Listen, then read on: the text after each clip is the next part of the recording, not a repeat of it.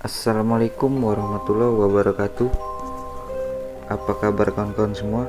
Apakah baik-baik saja? Semoga diberikan kelancaran segala urusan. Kali ini saya akan menceritakan kisah seorang pendaki yang melakukan pendakian ke Gunung Arjuna. Mari kita simak ceritanya sampai habis. Selepas melaksanakan ujian nasional, Omen, Sinyo, Junet, Wing, dan Ical mulai mempersiapkan kebutuhan untuk mereka mendaki ke Gunung Arjuna via Tretes. Perjalanan dari Sidoarjo menuju ke basecamp Tretes pada hari Jumat pukul 8 malam dan mereka sampai di basecamp jam 9 malam. Sesampainya di basecamp, ternyata basecamp sepi. Mereka pun menunggu sambil istirahat sebentar di situ. Sampai jam 10, basecamp masih juga sepi. Kurang diketahui kenapa basecamp pada saat itu sepi.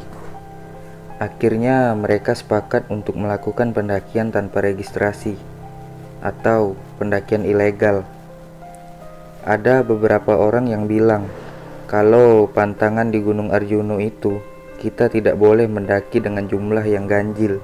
Tapi mereka tetap lanjut dengan bermodalkan bismillah dan berpikir positif. Setelah itu, pendakian pun dimulai.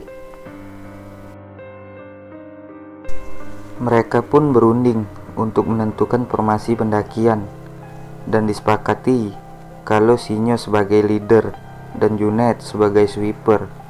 Sebenarnya dari mereka berlima ini belum pernah ada yang mendaki ke gunung itu.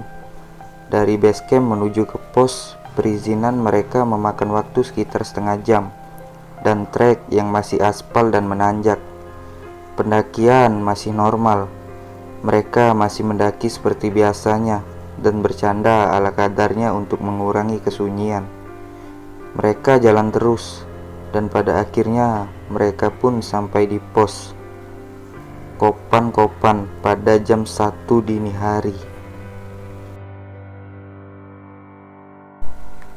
Kurang lebih 2,5 jam dari pos sebelumnya, mereka pun langsung mendirikan tenda dan beristirahat agar perjalanan menuju ke Lembah Kidang besok tidak kelamaan.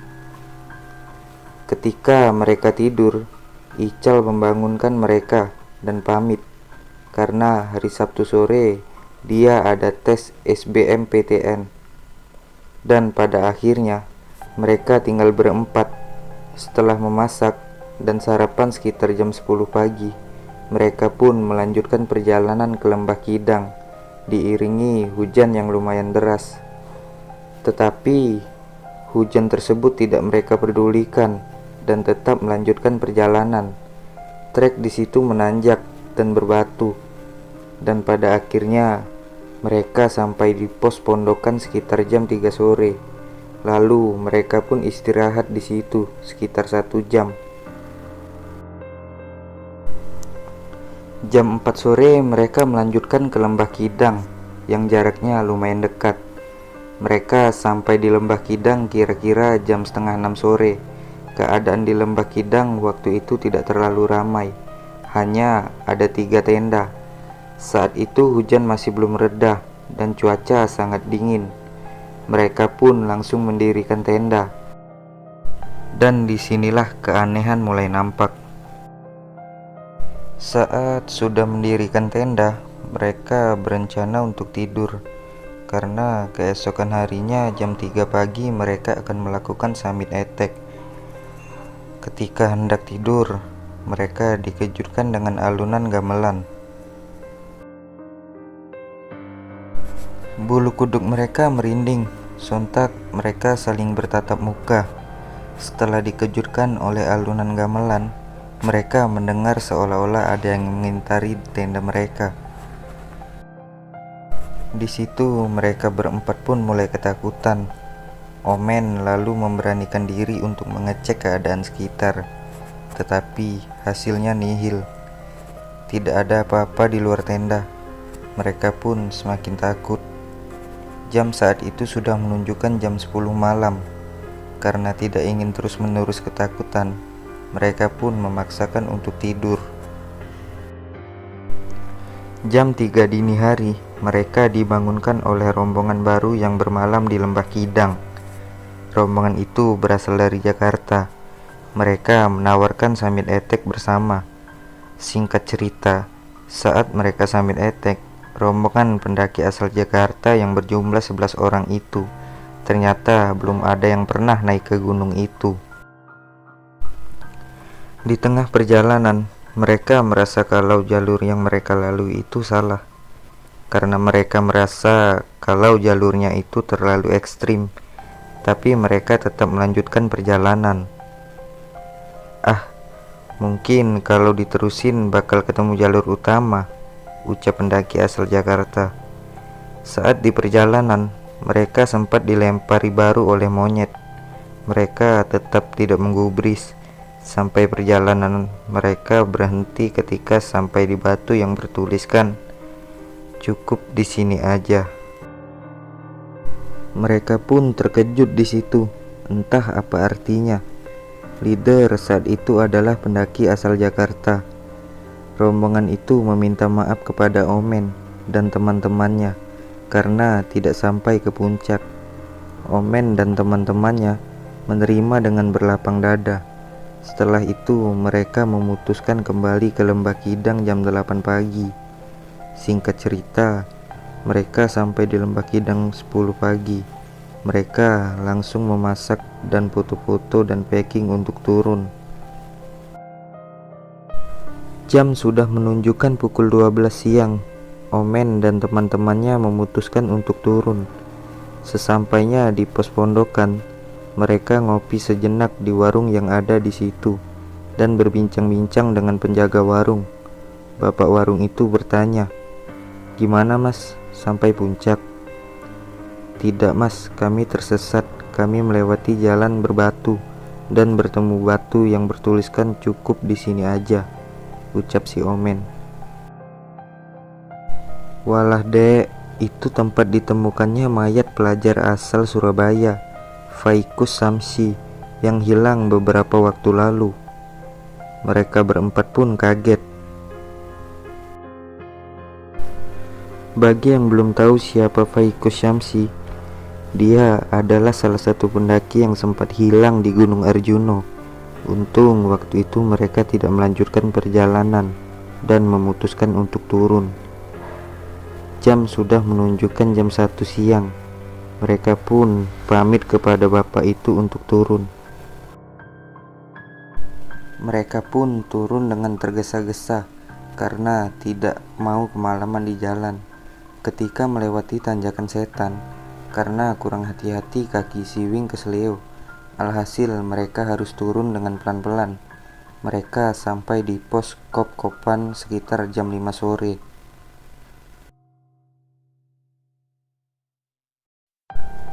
Rombongan perempuan yang berjumlah sekitar 13 orang, tapi ada satu yang menarik perhatian mereka berempat, yaitu perempuan yang berada di paling belakang.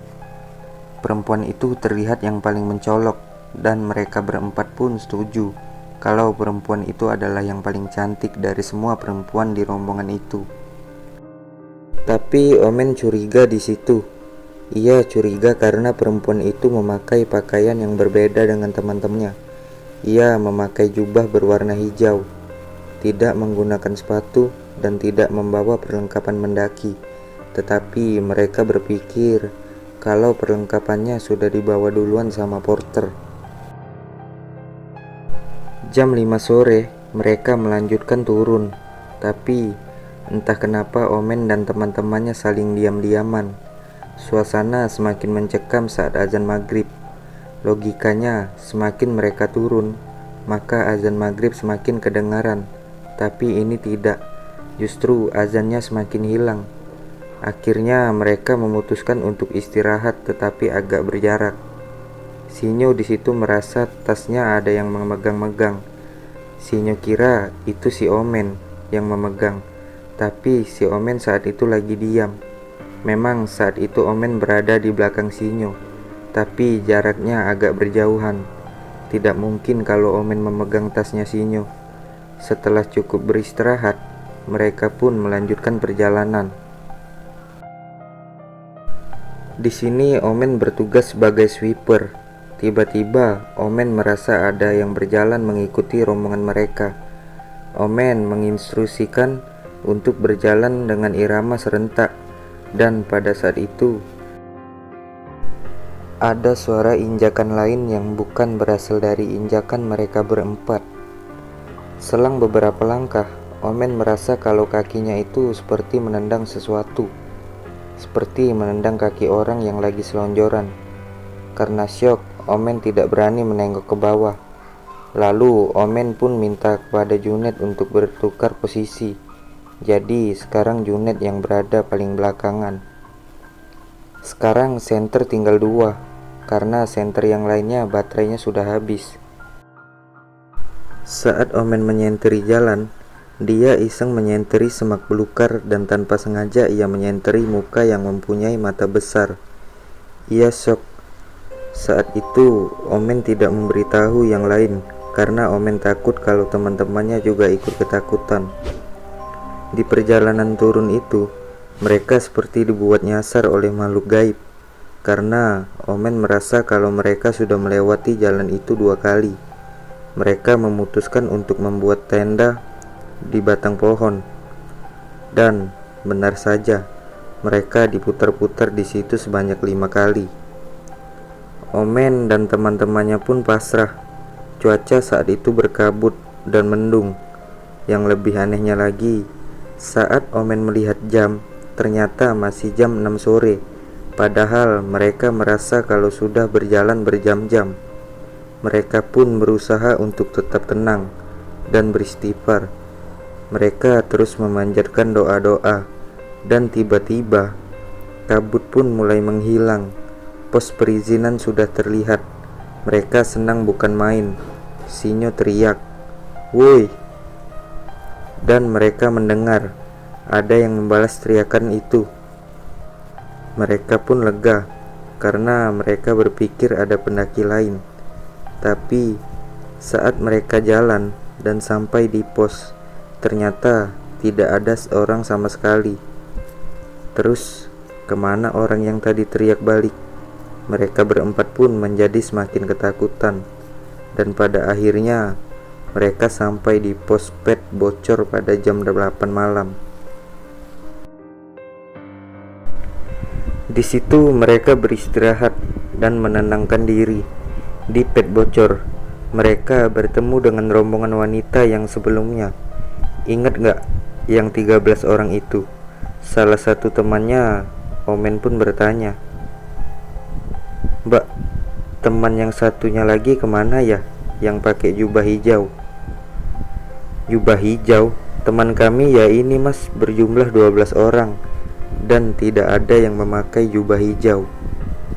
Mereka berempat pun langsung kaget lagi. Ternyata wanita berjubah hijau itu bukan manusia. Tidak berapa lama, rombongan perempuan dan penjaga warung yang ada di pet bocor itu izin turun duluan. Mereka pun tinggal berempat lagi. Beberapa saat kemudian, mereka dikagetkan lagi oleh suara air yang mengucur dari keran, dan terdengar seperti ada orang yang mandi. Mereka mencoba mengecek suara itu, tetapi ketika didekati suara itu menghilang. Karena tidak ingin berlama-lama, mereka pun melanjutkan jalan turun ke base camp.